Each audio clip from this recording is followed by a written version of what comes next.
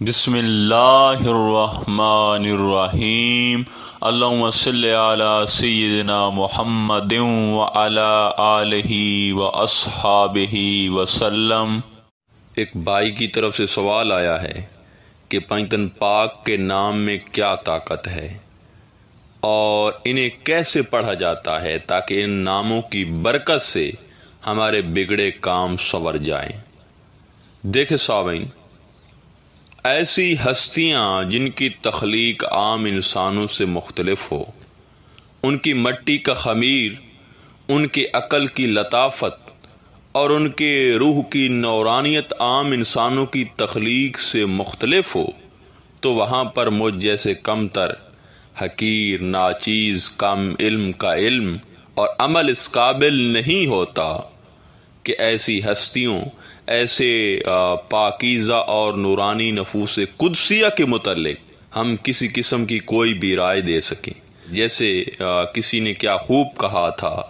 ادب گاہیست زیر آسماں از عرش نازک تر، کہ رہ گم کردہ می آیت جنید و بایزید اینجا، کہ یہ آسمان کے نیچے ادب کا ایک ایسا مقام ہے، چاہے وہ رسول پاک صلی اللہ علیہ وسلم کی ذات گرامی ہو یا ان کے اہل بیت کے نفوس قدسیہ ہوں یا پنجتن پاک ہوں، یہ اس آسمان کے نیچے اتنے مقدس ترین مقام ہیں، اتنے حساس ترین مقام ہیں کہ یہ عرش سے بھی زیادہ نازک ہے۔ اور بایزید بسطامی اور جنید بغدادی جیسی ہستیاں بھی یہاں سر جھکا کر آئی ہیں۔ دیکھیں، دراصل پنجتن سے مراد دین اسلام کی 5 متبرک ہستیاں حضرت محمد صلی اللہ علیہ وآلہ وسلم، حضرت فاطمہ سلام اللہ علیہا، حضرت مولا کائنات مولا علی، حضرت امام حسن اور حضرت امام حسین علیہ السلام ہیں۔ دیکھیں، حضور شیخ عبد القادر جیلانی اس حدیث کی اسناد کو حضرت ابو ہریرہ رضی اللہ تعالیٰ عنہ تک پہنچاتے ہیں کہ انہوں نے رسول اکرم صلی اللہ علیہ وآلہ وسلم کو فرماتے ہوئے سنا ہے کہ جب حق تعالیٰ نے حضرت ابو البشر کو پیدا کیا اور اس کے جسم میں روح پھونکی، تو حضرت آدم علیہ السلام نے عرش کے داہنی بازو کی طرف نظر کی تو دیکھا کہ 5 تن پاک کے جسموں کا نور رکوع اور سجود کر رہا ہے۔ خیر آدم نے عرض کیا، اے پروردگار، کیا تو نے کسی کو مجھ سے پہلے مٹی سے پیدا کیا ہے؟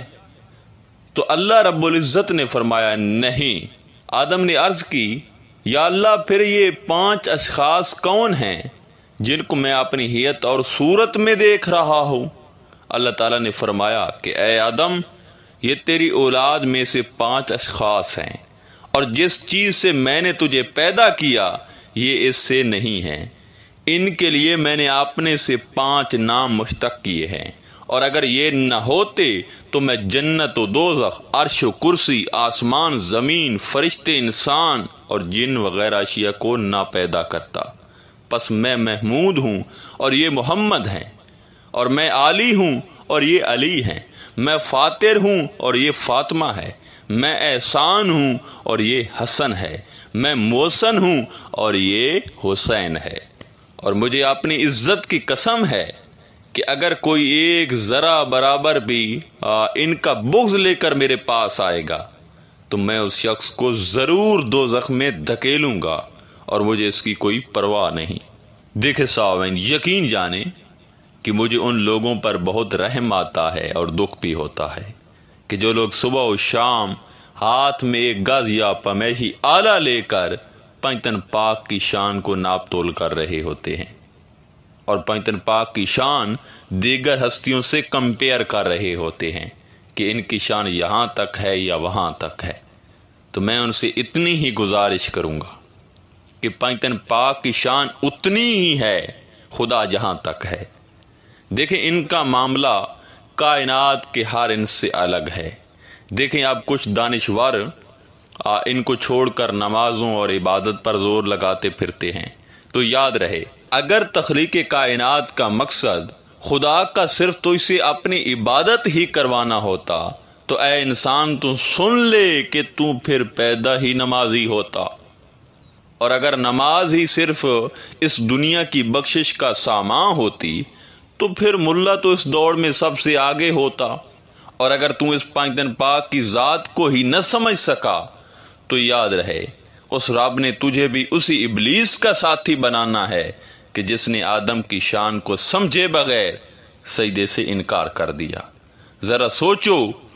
کہ جس جنت کے تم طلبگار ہو اس جنت کے وارث مصطفیٰ امام علی، سیدہ فاطمہ، شہزادہ امام حسن و حسین ہیں، تاہم ہی تو رسول اکرم صلی اللہ علیہ وآلہ وسلم نے ایک مقام پر ارشاد فرمایا، حضرت زید بن ارقم سے روایت ہے اور صحیح مسلم شریف کی حدیث ہے، خبردار ہے لوگو، بے شک میں تم میں سے بشر ہوں، قریب ہے کہ میرے رب کا قاصد میرے پاس آ جائے، پس میں اس کا بلاوا قبول کر لوں، مگر میں تم میں دو عظیم چیزیں چھوڑ کے جا رہا ہوں۔ پہلی چیز، میں اللہ کی کتاب چھوڑ کے جا رہا ہوں جس میں تمہارے لیے ہدایت اور نور ہے، تم اللہ کی کتاب کو مضبوطی سے پکڑ لو، اور دوسری چیز وہ میرے اہل بیت ہیں، اور میں تم کو اپنے اہل بیت کے متعلق ڈراتا ہوں۔ اور پھر فرمایا، میں تم کو اپنے اہل بیت کے متعلق اللہ سے ڈراتا ہوں۔ تیسری بار پھر فرمایا، میں تمہیں اپنے اہل بیت کے متعلق اللہ سے ڈراتا ہوں۔ دیکھیں، حضور پاک صلی اللہ علیہ وآلہ وسلم نے 3 بار ارشاد فرمایا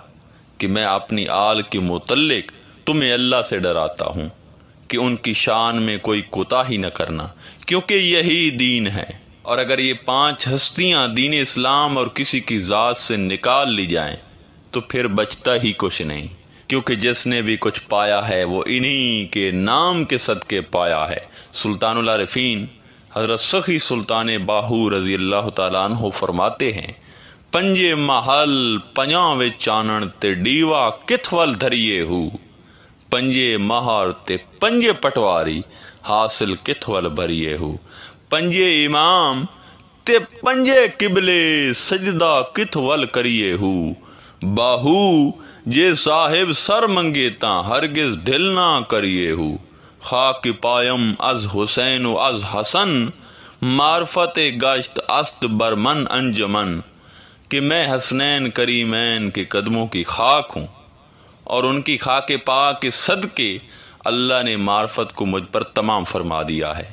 اب جن کی شان کا یہ عالم ہے کہ خدا خود جن پر ناز کرے، جن کی تخلیق کا معاملہ مخلوق سے الگ ہو، جو ہستیاں سراپا نور ہی نور ہوں، اور جو ہستیاں حضرت آدم سے بھی پہلے وجود میں ہوں، اب ان کے نام کے ذکر میں کیا طاقت ہوگی، کوئی ذی روح اس کا اندازہ نہیں لگا سکتا۔ الحمدللہ اس عاجز بندہ ناچیز نے جب بھی ان کے نام کا ذکر کیا ہے اور ان پاک ہستیوں کو پکارا ہے تو انہوں نے میری خبر گیری کی ہے۔ دیکھیں، حضرت شہباز لال قلندر سے پوچھا گیا کہ تیری قلندری کے پیچھے راز کیا ہے، تو حضرت نے فرمایا کہ اور تو مجھے کچھ آتا جاتا نہیں، بس ہر وقت پنجتن پاک کے نام کے ذکر میں لگا رہتا ہوں، بس انہی کی مہربانی ہے۔ دیکھیں، دراصل ولایت بانٹنے والے،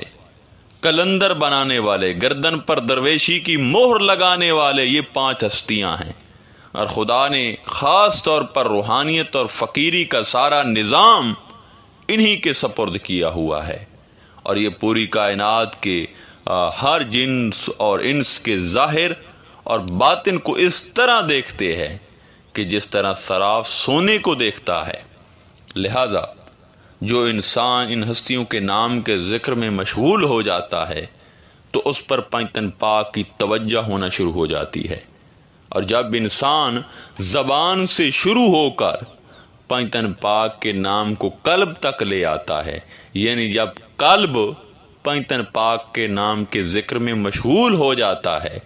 تو پھر اس پر ایک ایسا مقام آتا ہے کہ اس کی زبان تلوار کی مانند ہو جاتی ہے، وہ جو منہ سے نکالتا ہے خدا وہی کر دیتا ہے، ہر دعا قبول ہو جاتی ہے، اور اس کی ہر حاجت